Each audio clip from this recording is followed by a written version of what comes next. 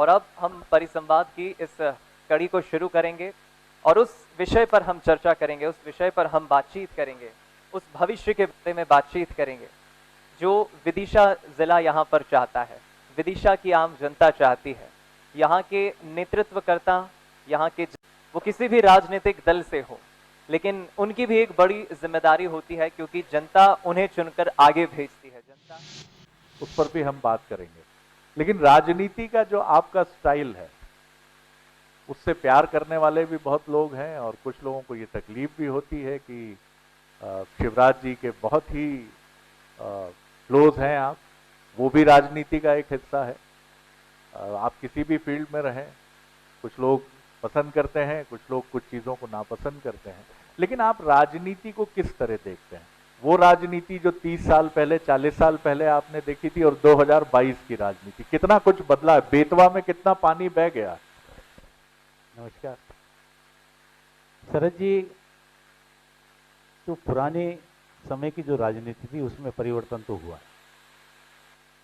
परिवर्तन इस दृष्टि से हुआ है कि पहले राजनीति को एक समाज सेवा और देश सेवा के लिए लोग किया करते थे।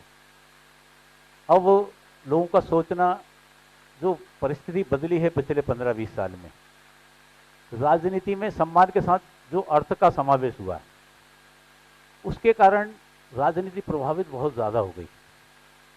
अब जिसको जब अवसर मिलता है, अधिकांश अगर अपन देखें, राजनीति का जो आकर्षण का केंद्र है अब वो नहीं है कि हमको देश सेवा करना है, समाज सेवा करना है।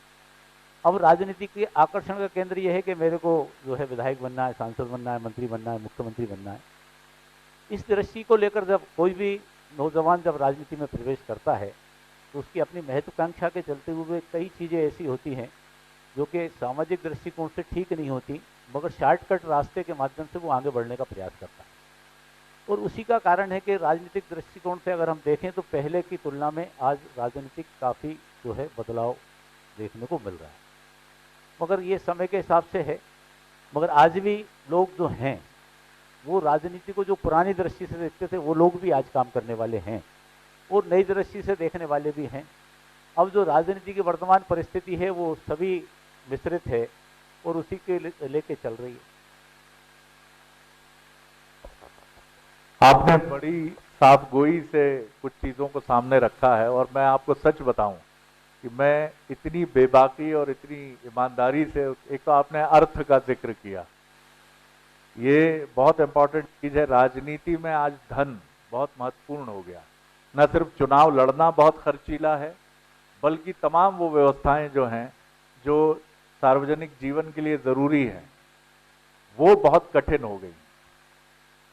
अब आपकी पार्टी का अंदाज दूसरा रहा है। बीजेपी में संघर्ष की पार्टी रही है। कांग्रेस का संघर्ष आज़ादी के बाद समाप्त हुआ। एक वो संघर्ष जो पार्टी राइजिंग या राइज होने के लिए, शीर्ष पर आने के लिए करती है। आपकी चुनौती किस तरह रही? क्योंकि आपका सूरज चमकता रहा, फिर चुनौतियां आई, फिर चमका, फिर चुनौतियां आई और अभी फिर चुनौतियां हैं। बादल छाए हुए हैं, रोशनी थोड़ी सी कम है, लेकिन ये आंख मिचौली का खेल जीवन की तरह पॉलिटिकल पार्टी के साथ भी चलता है। आपके यहाँ ये चुनौतियां नहीं थी। आपके यहाँ धन हमेशा से रहा, लड़ने वाले हमेशा से थे। आप अपनी पार्टी को कहां देखते हैं आज और क्या चुनौतियां भी देखते हैं और क्या खासियत भी देखते हैं? देखिए, कांग्रेस पार्टी नहीं थी, ये एक आंदोलन था। और हम लोग जो हमारे बुजुर्ग, जो हमने हमारे परिवार में हमने जो सीखा है, जो हमारे बुजुर्गों से हमने जो देखा है, सत्ता हमारी चाहत नहीं रही कभी। अगर सत्ता चाहत होती तो उस जमाने में कांग्रेस के लोगों ने जब संघर्ष किया था अंग्रेजों से, तो उनको मालूम नहीं था कि आज़ाद होंगे भी कि नहीं होंगे। हमारे पहले प्रधानमंत्री, मैं समझता हूं पंडित जवाहरलाल नेहरू, सबसे ज्यादा जेल में जिनका जीवन व्यतीत हुआ, मैं समझता हूं कि मैक्सिमम जो है प्रिजन उन्हीं ने, और एक रईस खानदान से थे। हमारी पार्टी में आपको ऐसे लोग बहुत मिलेंगे जिनके लिए सत्ता का कोई महत्व नहीं, और आज कांग्रेस का मैं समझता हूँ यही एक कमी है कि कांग्रेसी सत्ता के लिए उतने उत्सुक या संघर्षशील नहीं रहते, या ये कह लो एक जिंदगी हो गई हम लोगों की सत्ता देखते देखते। वो हमने वो जमाना देखा है कि संसद में या देश में कांग्रेस थी चारों तरफ। अब समय हम ऐसा देख रहे हैं कि पूरे देश में हम 2 जगह हमारी सरकारें हैं।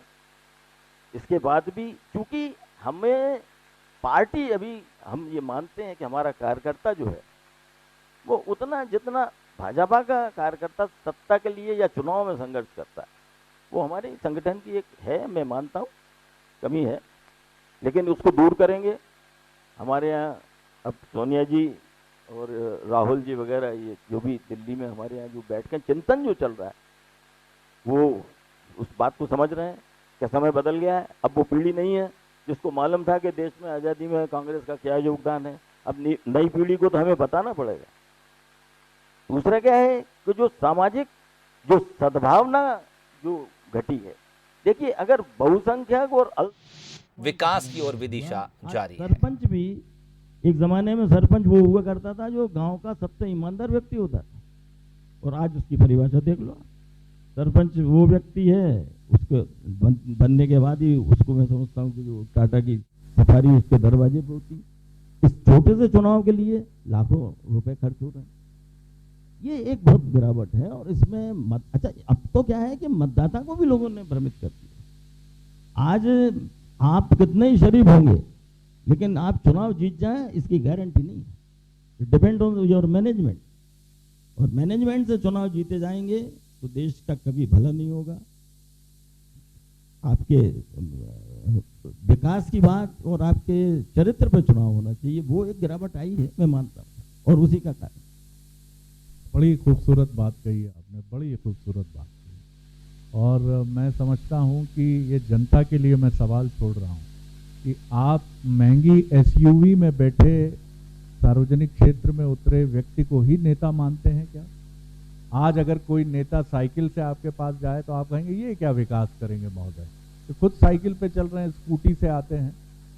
लेकिन एक पार्टी है जो ये दावा कर रही है, मुझे नहीं मालूम कितनी सच्चाई है, सुनता मैं भी हूं, आम आदमी पार्टी, जो ये दावा करती है कि हम आम हैं। तो आम के प्रति, मौसम भी आम का है, आम के प्रति रुझान तो है जनता का, लेकिन क्या ये इतना बढ़ेगा कि उसका रिफ्लेक्शन, जैसे मैंने टंडन साहब को देखा, शिलाकारी जी को देखा, मुझे बहुत अच्छा लगा। मैंने एक चीज नोट की कि इनके साथ नेताओं का हुजूम नहीं आया, जो आजकल शक्ति प्रदर्शन का वो भी एक बड़ा केंद्र बन गया। नेताजी के आने के पहले 15-20 लोग आते हैं और उनके साथ 50 लोग आते हैं, लेकिन ये लोग सहज रूप से चुपचाप जब आए तो मैं भी थोड़ा ठिठका। मैंने कहा कि ये विदिशा के नेता बड़े सरल हैं कि 15 लोग आए कि विदिशा का नेता कैसा हो, मुकेश जी जैसा हो, शिलाकारी जी जैसा। नहीं साहब, कोई नारेबाजी नहीं हुई, कोई नारे नहीं लगे, कोई आगे पथ प्रदर्शन करता हुआ नजर नहीं आया। सर मुझे अच्छा लगा, मैं आप दोनों को इसके लिए बधाई दूंगा, इसके लिए मैं बधाई दूंगा। मुकेश जी, अब हम विदिशा की तरफ आते हैं। विदिशा के विकास से आप कितने संतुष्ट हैं और क्या आप चाहते हैं? देखिए, संतोष हरिवंश राय बच्चन अमिताभ बच्चन जी के पिता जरूर रहे, लेकिन वो बहुत नामचीन साहित्यकार हैं, और अमिताभ बच्चन भी संकोच करते हैं कि मुझे मेरे पिता के नाम से पहचानिए, मेरे नाम से मेरे पिता का जिक्र मत करिए। वो हमेशा कहते थे कि राहें असंतोष के गढ़ से खुलती हैं, संतोष तो राहों को बंद करता है। तो आप दोनों यहाँ असंतुष्ट होकर बात करिएगा विदिशा के विकास को लेकर। जी,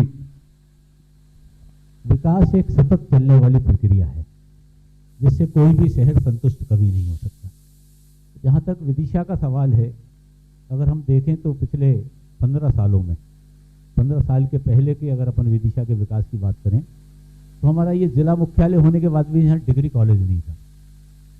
हमारे यहाँ गर्ल्स कॉलेज की बिल्डिंग नहीं थी, एक जो है सावरकर बाल विहार है, वहाँ दुकानों के ऊपर कुछ कमरे बन गए थे, वहाँ लगती थी। हमारे यहाँ किसानों की सुविधा की दृष्टि से मंडी नहीं थी, आवागमन की दृष्टि से हमारे बाईपास नहीं थे, शहर में से ही पूरा ट्रैफिक निकलता था, जो है सागर रोड भी यहीं से, अशोकनगर रोड भी यहीं से।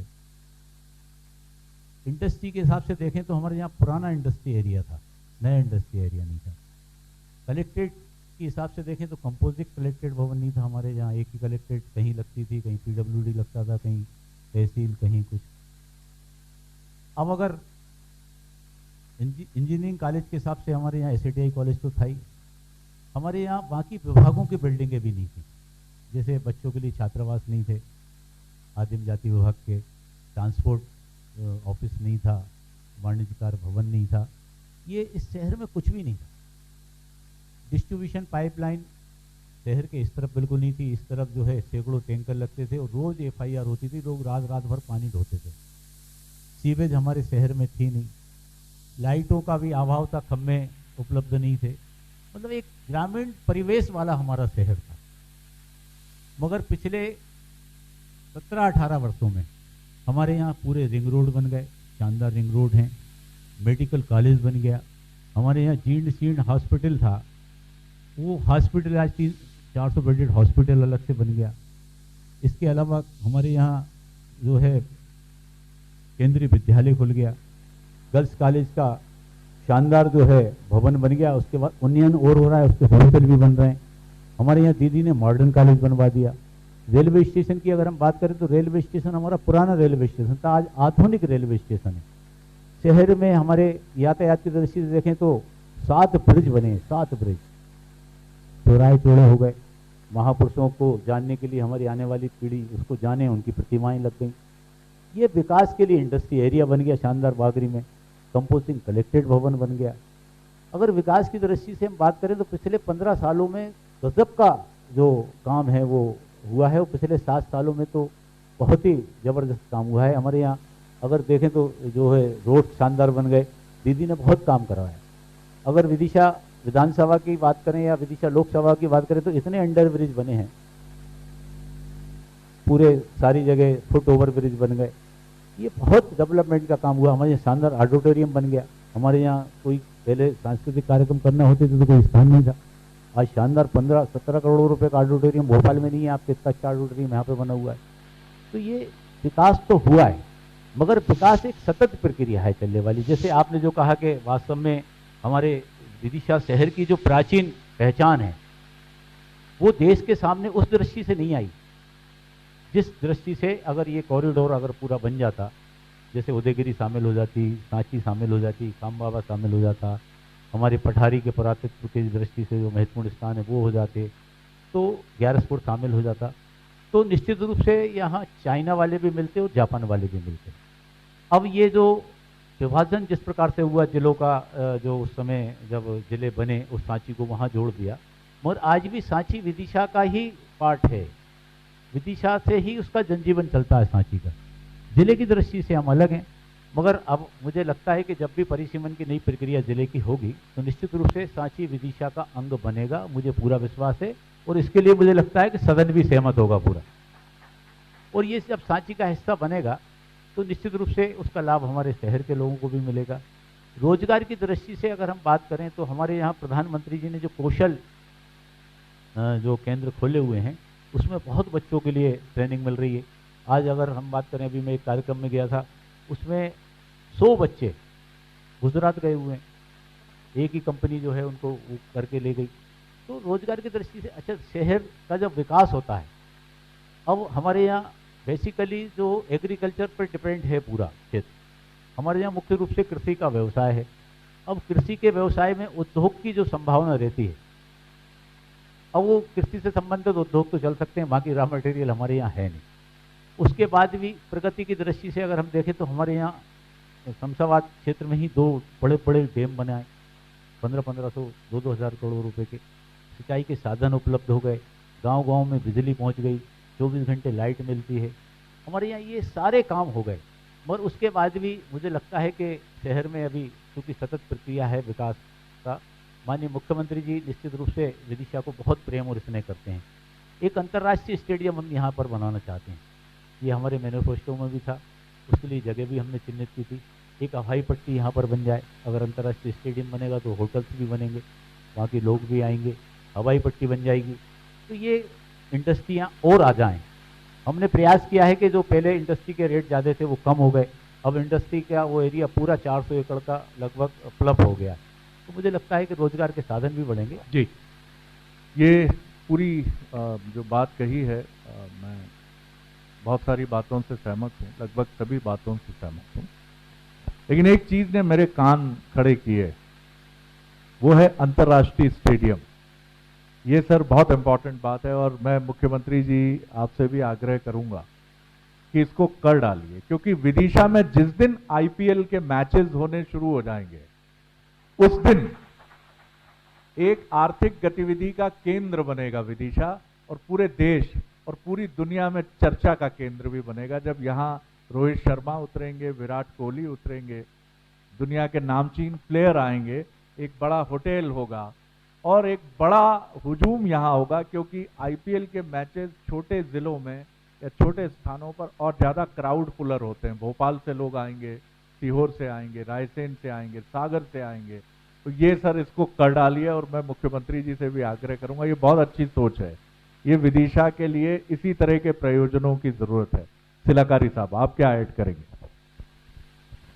मैं टंडन जी से इस बात पर तो सहमत हूँ कि विदिशा में जैसे मेडिकल कॉलेज ये बड़ी उपलब्धि, लेकिन हमारा ये दुर्भाग्य है कि उस मेडिकल कॉलेज में उसकी जो दुर्दशा हमने कोरोना के समय में देखी है, डॉक्टर नहीं है, मरीज का ये हो गया था कि जो मरीज घर पे है तो वो बच गया, और जो उस मेडिकल कॉलेज में भर्ती हो गया वो चरण तीरथ पे निकला है, बॉडी वहीं मिली है, भर्ती हुआ है अस्पताल में। बहुत नेगेटिव बात थी।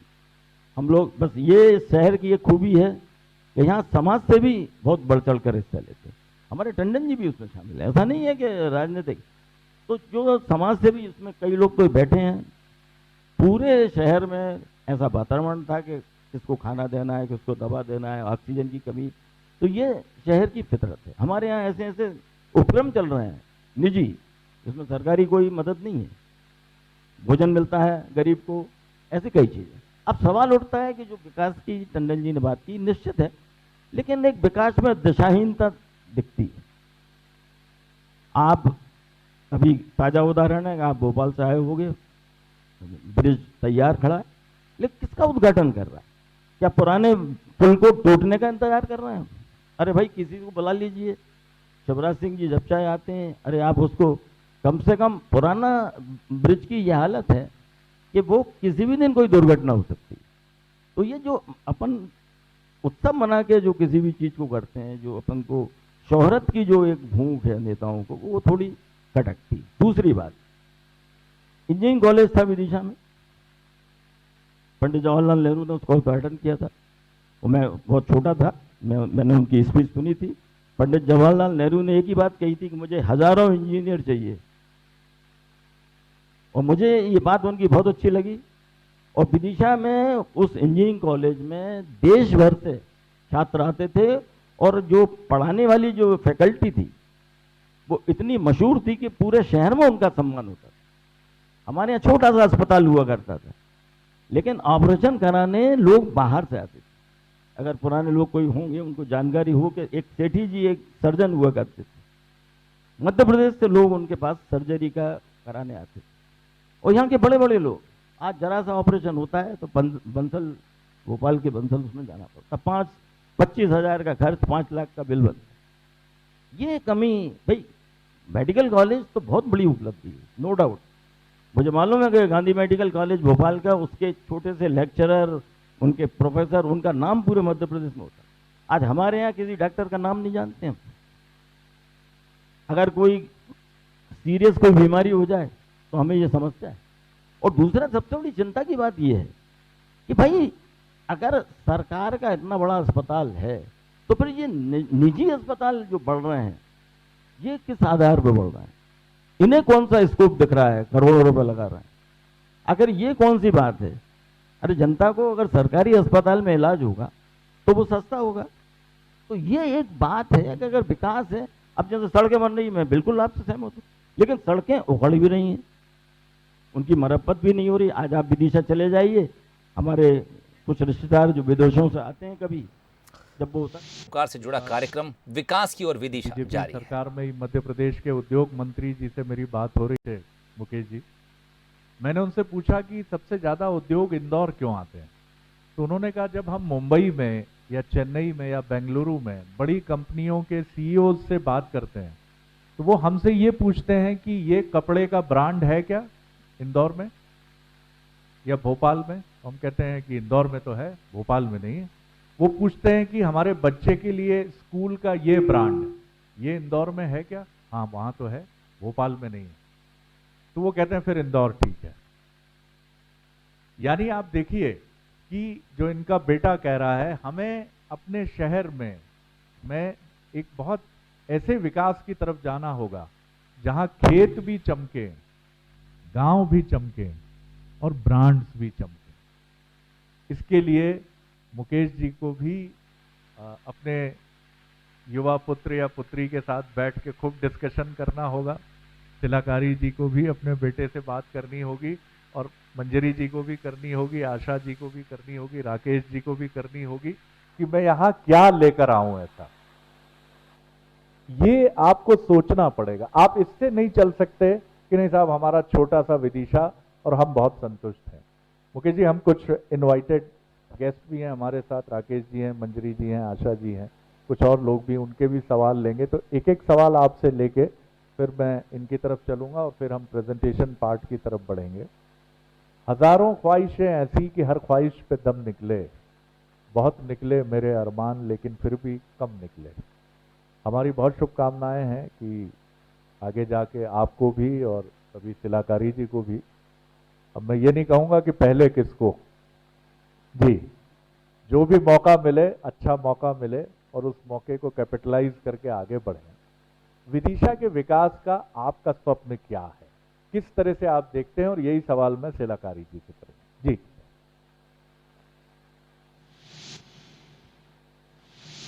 देखिए, विदिशा का विकास जहाँ तक सवाल है, पूर्व में मैंने बताया कि इतना डेवलपमेंट तो हो गया, मगर समय समय के हिसाब से, जैसे आपने जो इसके पहले जो चर्चा में आया कि बच्चे यहाँ जो जाते हैं वो आते नहीं, वो इसलिए नहीं आते कि ब्रांडेड कपड़े नहीं मिलते, अच्छा एजुकेशन बच्चों को नहीं मिलता, उनको ऐसा सोचना रहता है। तो इसमें विदिशा के विकास के लिए तो विदिशा के जो लोग हैं उन्हीं को ही सोचना पड़ेगा। इसलिए सोचना पड़ेगा क्योंकि ये जो हमारी संस्कृति का जो पतन हुआ है उससे हर शहर प्रभावित है। एक समय था कि हमारे यहाँ जो है संयुक्त परिवार की परंपरा थी। हमारे यहाँ बच्चों के पिता कौन है ये कन्फ्यूजन रहता था, पड़ोसी भी नहीं कह पाता था कि, क्योंकि जो पिता होता था उसको वो बच्चा चाचा कहता था, और जो उसके ताऊ हैं उनको पापा कहता था, और जो चाचा है उसको जो है कहीं कहीं पापा भी बोलता था। तो ये जो संयुक्त परिवार की जो हमारी परंपरा थी वो परिवार को बांधे रखती थी। अब जो हमारे बच्चे जो पढ़ के गए, आज के समय में हर व्यक्ति का ये सपना है कि हमारा बच्चा अमेरिका जाए और इंग्लैंड जाए, बड़े गर्व के साथ कहता है।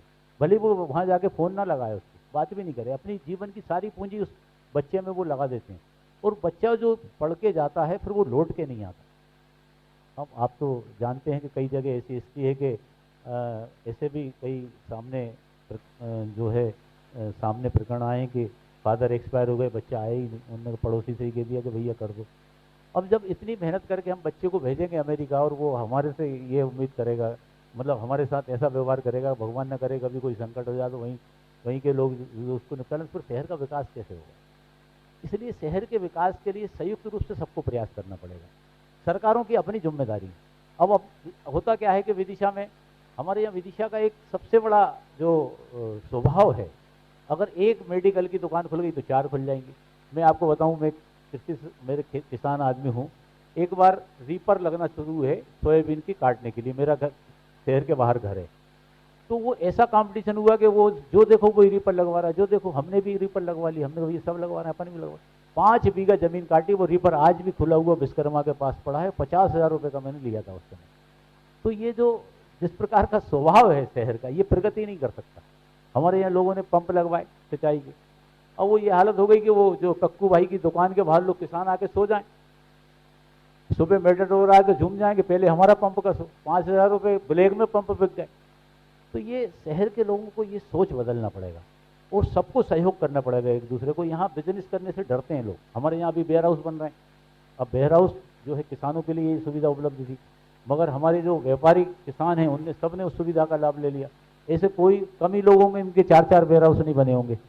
तो ये जो प्रवृत्ति है, हमारे शहर के लोगों को भी ये प्रवृत्ति में परिवर्तन लाना पड़ेगा। और देखिए साहब, शहर वही प्रगति करता है जिसका शहर से अटैचमेंट हो। अगर शहर से अटैचमेंट नहीं, हम शहर का उपयोग सिर्फ व्यवसाय के लिए कर रहे हैं कि हमको पैसा कमाना है, हमको इंडस्ट्री खोलना है, हमको बड़ा उद्योग खड़ा करना है, हमको बड़ा आदमी बनना है, तो वो शहर का विकास नहीं करेगा। इसलिए शहर के प्रति अटैचमेंट बहुत ज़रूरी है।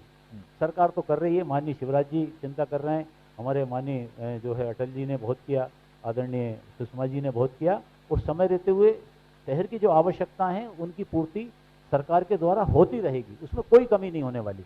मैंने पूर्व में भी बताया कि जो रिक्वायरमेंट है हम लोगों की, जो कल्पना है कि कॉरिडोर बन जाए, पर्यटक का एक स्टेडियम बन जाए, हवाई पट्टी बन जाए, बाकी जो इंडस्ट्री बन जाए तो इंडस्ट्री एरिया भर जाए तो और इसका एक्सटेंशन हो जाए, यही विकास के लिए महत्वपूर्ण चीज़ें हैं।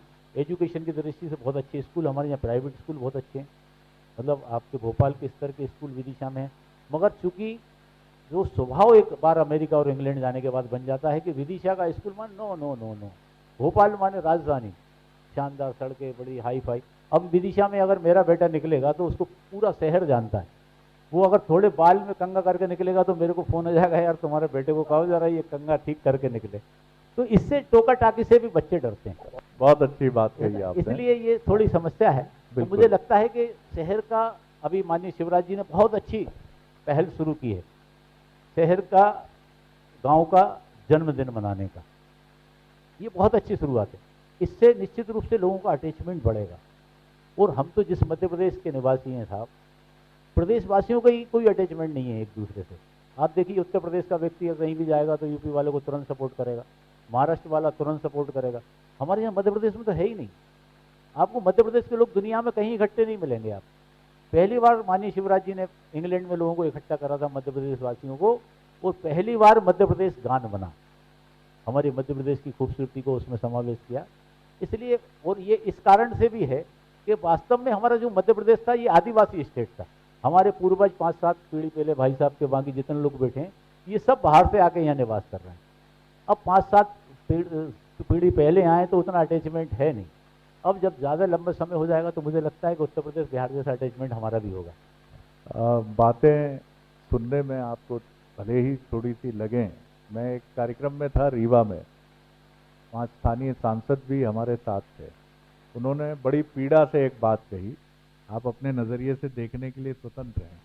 मुकेश जी, उन्होंने कार्यक्रम में कहा कि मैं भी देखता हूँ कि रीवा के चौराहे पर हमारे सारे प्रदेश बहुत पूजनीय हैं, आदरणीय हैं और हमारा बड़ा प्रेम है आपस में। लेकिन उन्होंने कहा कि बिहार का, भोजपुरी बेल्ट का लिट्टी चोखा रीवा में मिलता है, लेकिन रीवा की इंद्रहर की कढ़ी जो है, जो बहुत प्रसिद्ध है, उसके बारे में रीवा में ही लोग नहीं जानते हैं। ये एक चुनौती है, ये एक चुनौती है। आज इंदौर में मैं जब देखता हूं, मैंने वहां एक व्यक्ति से पूछा, उसने कहा भैया इंदौर का व्यक्ति अपना पैसा इंदौर में ही खर्च करता है। मैंने कहा कैसे? उसने कहा 200 कचौड़ी बनाएगा नंदू, जिसकी कचौड़ी पूरे इंदौर में फेमस है, 2 घंटे के लिए ठेला लगाएगा। आप पहुंचोगे, क्या नंदू भैया खत्म हो गई कचौरी?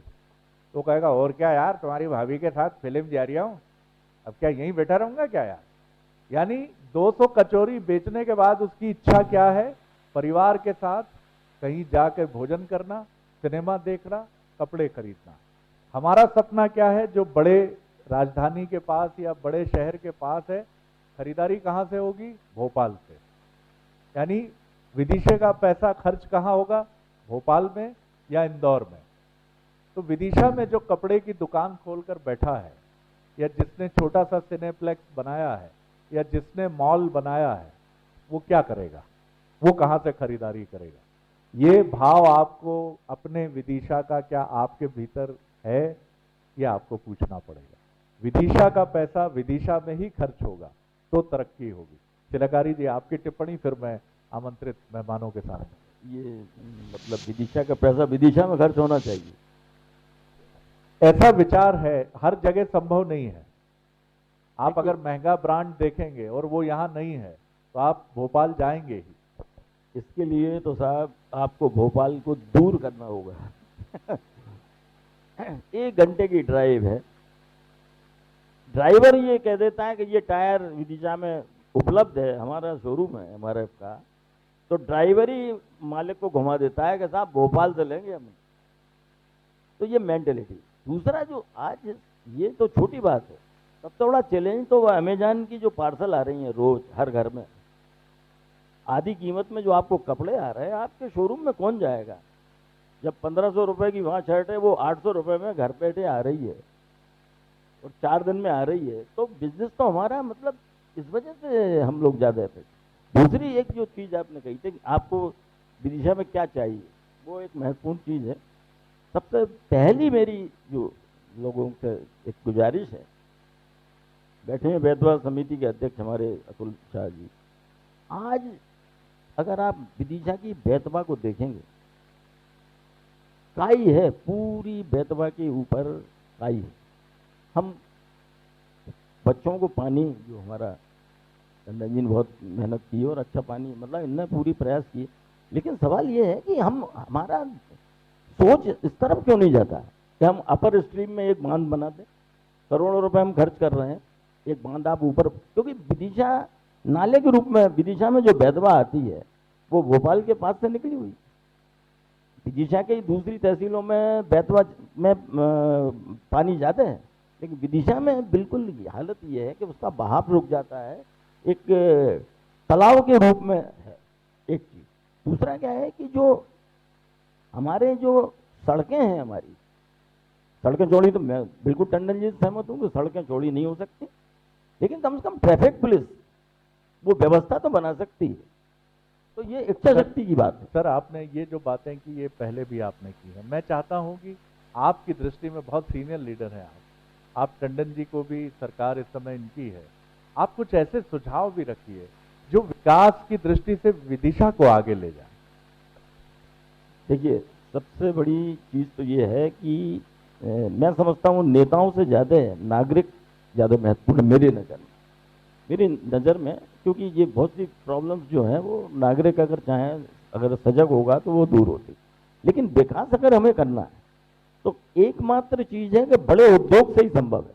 जो आज हमारे बिजली की कटौती है, पानी सफिशिएंट नहीं है हमारे पास, जब तक अब चलिए चलते हैं आपको विदिशा। मैं टंडन साहब, सुषमा जी का सपना था एक रेलवे का कारखाना यहाँ आकार ले, कलपुर्जे का, वो उसमें क्या प्रगति है? आपकी मुख्यमंत्री जी से भी बात हुई, सेंट्रल रेल मिनिस्टर से भी आप कभी इस विषय को लेकर तिलाकारी जी के साथ कभी जाएं दिल्ली, या उसमें कुछ प्रगति है? जरा बताइए हमको। ये जो उस समय डीजल इंजन के पार्ट्स बनाने का वो कारखाना था, अब तो डीजल के इंजन ही नहीं बचे, इसलिए तो वो तो कोई उसका बचा नहीं, शेड वगैरह बन गया है, मगर उसका सदुपयोग हो जाए इसके लिए सांसद जी ने बात भी की थी, पार्लियामेंट में उठाया भी था उस मामले को। और वो बहुत छोटा यूनिट था, इतना बड़ा यूनिट नहीं था कि शहर में कोई बहुत बड़ा प्रभाव छोड़ पाए, 150 लोग उसमें काम करते। मगर चूंकि वो दीदी ने उस समय महत्वपूर्ण इसलिए था वो कि उस समय उसको स्वीकृत कराया था जब हमारी सरकार नहीं थी, तत्कालीन जो है प्रधानमंत्री माननीय मनमोहन सिंह जी हुआ करते थे, उस समय उसको स्वीकृत करा के उसको लेके आई थी, इसलिए वो बहुत महत्वपूर्ण है और उनके यादों के रूप में वो स्थापित हो, ये प्रयास हम लोगों की तरफ से है और हम लोगों ने बात भी की। मुझे लगता है कि आसपास कुछ इम्पोर्टेंट टाउन्स हैं, जैसे सागर है, भोपाल है, कुछ अच्छी बढ़िया ट्रेन्स आपकी चलें जो बहुत जल्दी से और बहुत सुविधा से यात्रियों को ले आएं और छोड़ें, और बड़ी आधुनिक हों, जैसी अभी मोदी जी ने कुछ ट्रेन शुरू की है। तो विदिशा चूंकि ट्रेन ट्रैक पे बहुत अच्छे से प्लेस्ड है, तो इसका फायदा, जैसे एक आशा जी बता रही थी कि मंडी द्वीप तक महिलाएं जाती हैं, तो अगर मंडी द्वीप का सफर वो 1.5 घंटे में पूरा कर लेती हैं तो बहुत बड़ी सुविधा होगी। इसके लिए भी कुछ कोशिश। जो मेट्रो भोपाल के लिए बनी है उसको विदिशा तक बढ़ जाए वो, क्योंकि विदिशा से हमारे लगभग 5000 लोग प्रतिदिन अप डाउन करते हैं भोपाल पर डे, तो वो मेट्रो का पार्ट विदिशा भी बने, ये प्रयास हम लोगों की तरफ से होगा। वो वैसे भी ट्रेन बहुत हैं, सुबह से लेकर हर आधे घंटे में 1 घंटे में ट्रेनें अभी कोरोना काल के चलते हुए प्रभावित हुई थी। वो बेतवा के लिए मैं बताऊं, विदिशा के लिए हमने एक बहुत शानदार पेयजल योजना बनाई थी। वो 245 करोड़ रुपए की थी। हम चाहते थे कि नर्मदा जी विदिशा आ जाएं जैसे भोपाल में आई, और उसके लिए उसमें 5 नगर निकाय जो है उससे लाभ मिल रहा था। बक्सरा को लाभ मिलता, सुल्तानपुर को लाभ मिलता, रायसेन भी यही जो है डैम का पानी पी रहा है, रायसेन को लाभ मिलता, सांची को और विदिशा को। ये एक हम लोगों की तरफ से अभी भी उस और प्रयास जारी रहने वाला है, और एक नगर निगम विदिशा बन जाए, ये हम लोगों का प्रयास था। मगर कोरोना काल के चलते हुए अभी चूँकि चुनाव डिक्लेयर हो गया, इसलिए वो मुझे लगता है इतनी जल्दी संभव नहीं है। नगर निगम बन जाता तो एक बार शहर का विकास होने में और बहुत सुविधा हो जाती। ये 3 बातें बड़ी महत्वपूर्ण हैं। मेट्रो का विस्तार हो जाए, जो भोपाल तक मेट्रो है उससे बड़ी सुविधा होगी। नगर निगम हो जाए विदिशा। राकेश जी हमारे बीच में हैं, एक इंडस्ट्री के साथ यहाँ है। राकेश जी, आपके सामने 2 मेहमान हैं। मैं दीपक से आग्रह करूँगा कि माइक्रोफोन राकेश जी को दें कि क्या वो सोचते हैं, क्या उनका नज़रिया है, और वो कुछ पूछना चाहते हैं मुकेश जी से या तिलाकारी जी से, तो उसका भी स्वागत है। नहीं, मैं सवाल पूछने नहीं आया। आपने जो अभी बात कर रही थी कि बच्चे पढ़ते हैं अमेरिका में और फिर बाद में वापस अमेरिका चले जाते हैं, उस परंपरा को मैंने तोड़ा है। मैं एक इंडस्ट्री में काम करता था। पहले मैं इंदौर में जॉब किया मैंने, इसके बाद में भोपाल आया, फिर मैं बॉम्बे में किया और बड़ौदा में किया। 4 जगह मैंने कैप्सूल इंडस्ट्री में काम किया। फिर इसके बाद मैंने अपना जब उद्योग लगाने की बात आई, तो मैंने जब लोगों से, एक्सपर्ट लोगों से सलाह ली, तो सब ने मुझे ये बोला आप इंदौर में लगाइए या मंडीदीप में लगाइए। क्यों लगाइए?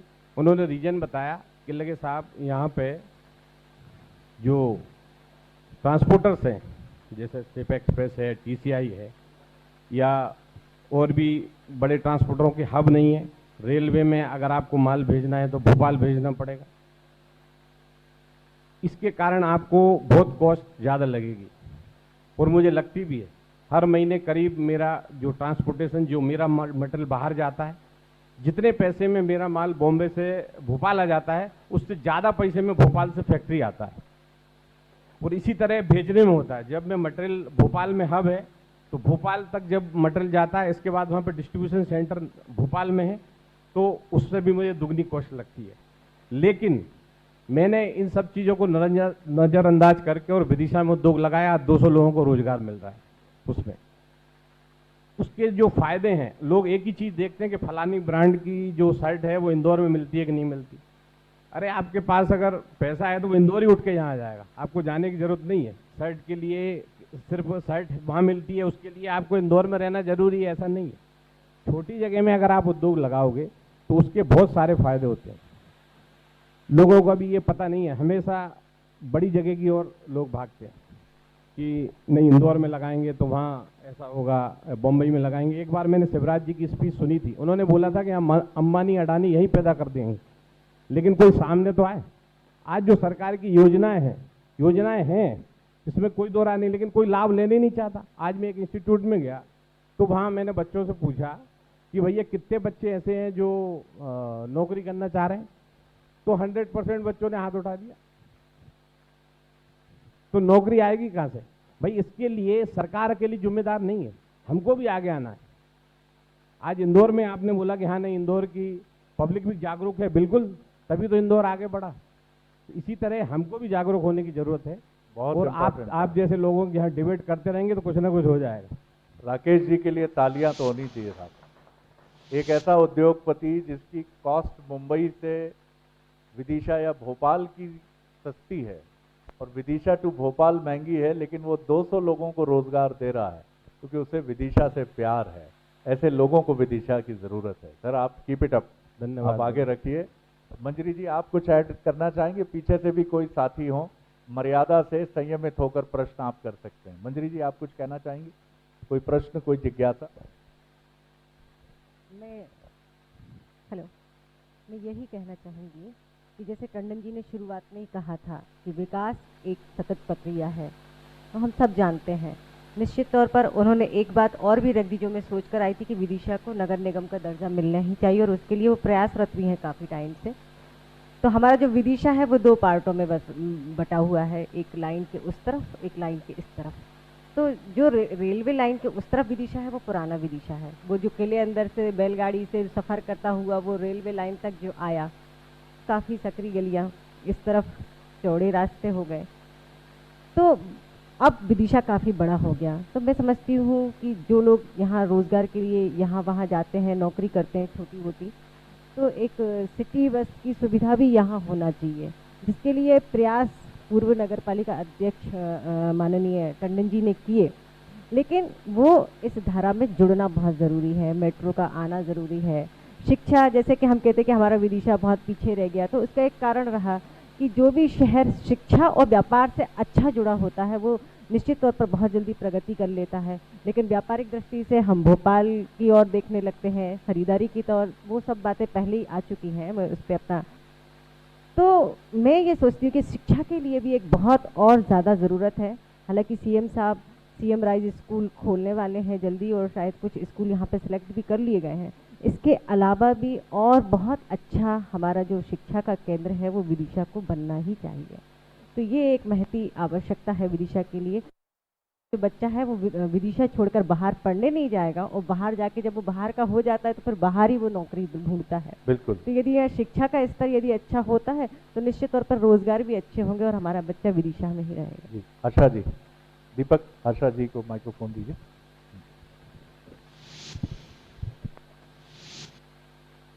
विदिशा का विकास, हमारे आदरणीय टंडन जी बैठे हैं विकास के लिए।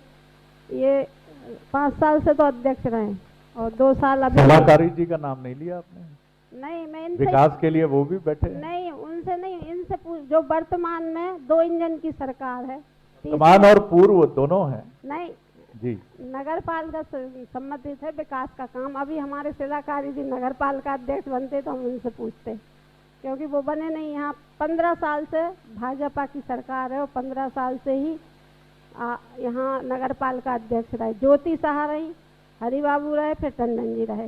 मैंने देखा है, सभाएं हुई, मैं भी पार्षद रही हूँ हरि बाबू जी के साथ। और वार्ड 21 में पानी की बहुत समस्या थी, क्योंकि सरकार हमारी नहीं थी, मैं कांग्रेस की थी, और पार्षद भी मैं कांग्रेस की थी। तो मुझे कितना संघर्ष करना पड़ा पानी के लिए, रोज आंदोलन, जल सत्याग्रह, कितना मैं 5 साल तक निरंतर लड़ाई लड़ती रही, तब जाके मैं टंकी बनवा पाई। और आज हमारा शिक्षक कॉलोनी में पानी है। तो मैं ये भाजपा के जो आप टंकी बनवा पाई, इसका मतलब है कि यहाँ नेताओं की आंख में पानी तो है? नहीं बनवा पाए, लेकिन कितना संघर्ष के बाद ये थी कि बदले की भावना तो होती है। जहाँ पर कांग्रेस और बीजेपी आ जाती है वहाँ ये लगता है बीजेपी वालों को कि कांग्रेस के काम होंगे तो फिर से इनको ही वोट मिलेगा। तो ये भावना पहले तो ख़त्म होना चाहिए, क्योंकि यहाँ 25-40 साल से तो शिवराज सिंह जी सांसद रहे, यहाँ अटल बिहारी जी रहे, यहाँ पर सुषमा स्वराज जी रही, और हम लोग हमेशा उनको। मुकेश जी क्या टिप्पणी करते हैं? दीपक, कुछ युवा साथियों से भी दी। मुकेश जी, विकास की बात हम पूछ रहे थे, आपने पूछने नहीं दिया कि क्या विकास हुआ है। सब तो कह दिया। नहीं, विकास के नाम पर क्या हुआ है यहाँ पर? नहीं, आप क्या पूछ रही? विकास गुम गया है, भटक गया है, क्या पूछ रही हैं? नहीं, विकास तो पागल हो गया यहाँ, क्योंकि शिवराज सिंह जी हमेशा कहते थे हाथ पकड़कर कि अगर विदिशा जिदादी नगर पालिका तो हम पेरिस बना देंगे। मुझे पेरिस दिखता ही नहीं है कहाँ बना है पूरी साल। मुकेश जी से पूछ। हाँ, तो मुकेश जी से ही तो पूछ रही है, पेरिस बता दो भैया कहाँ बन गया। हमें तो पेरिस पूरी धूल मिट्टी से हमारी। सुन लीजिए बहन जी, आपने एक बात कही कि आप जब पार्षद थी तो आपको रोज आंदोलन करना पड़ता था छोटी छोटी समस्याओं को लेकर। ईश्वर की कृपा से मैं ऐसा एकमात्र नगर पालिका अध्यक्ष के रूप में मैंने अपना कार्यकाल पूरा किया है, पूरे विदिशा शहर में एक भी आंदोलन नहीं हुआ, एक भी आंदोलन। एक बात। दूसरी बात यह है कि आपके पार्टी के जो पार्षद थे, एक भी पार्षद ये नहीं कह पाया कि उसके वार्ड में हमने विकास नहीं किया हो। एकमात्र मैं ऐसा, देखो बहन जी ये राजनीतिक बात नहीं हो रही, मैं एकमात्र ऐसा अध्यक्ष रहा हूं कि जिसका बजट, पहले सुन लें आप, जिसका हमने बहुत अच्छे है तो आप सौहार्द में बात आ गया तो मैं आपको बता दूं, जिसका बजट और जिस बैठक की पूरी जो एजेंडा बनता था वो हमारे यहाँ के कांग्रेस और भाजपा के पार्षद मिलकर बनाते थे। मैंने कभी एजेंडा नहीं बनाया, मेरी किसी बैठक का पहले मैंने कभी एजेंडा नहीं पढ़ा। हमारी बैठक में एक बार किसी भी प्रकार की कोई बातचीत नहीं हुई, किसी भी प्रकार की, सबने मिलकर काम किया। और एक भी पार्षद ये नहीं कह सकता आपके पार्टी का कि जिसने जो काम बताया वो नहीं हुआ हो। मैं पहला एकमात्र अध्यक्ष हूं जिसने पहली बैठक में ये कहा पूरे अधिकारियों के सामने कि यहां जितने लोग बैठे हुए हैं ये सब